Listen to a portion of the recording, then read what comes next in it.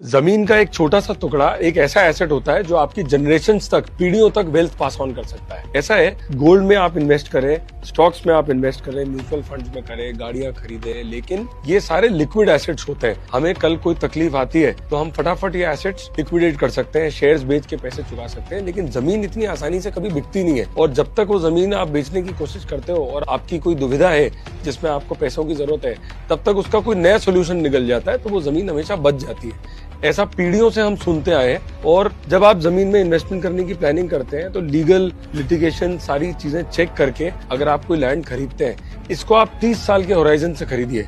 मतलब आपके total portfolio का 30 to 40% जमीन में इन्वेस्ट होना चाहिए, जो 30 साल तक आप नहीं बेचने वाले हो। ऐसा है कि शुरू के 5-10 साल वो 100, 200, 500% अप्रिशिएट करती है, लेकिन अगर 30 साल आपने वो जमीन का टुकड़ा रख लिया तो that gives you a multifold return on investment, and आपकी अगली जनरेशन को एक बहुत बड़ा बैकअप मिलता है, एक बहुत स्ट्रेंथ मिलती है कोई भी काम करने के लिए। और अगली जनरेशन को भी आप ये ट्रेन कीजिए कि वो, अगर आपने 1 बीघा जमीन उनको दिए तो वो उसकी 10 बीघा करे 30 साल में, और उसके अगले 30 साल में उसकी 100 बीघा करे। तो दिस इज द वे बड़े बड़े जो वेल्थ क्रिएटर्स हैं उन्होंने अपनी वेल्थ लैंड से क्रिएट करी।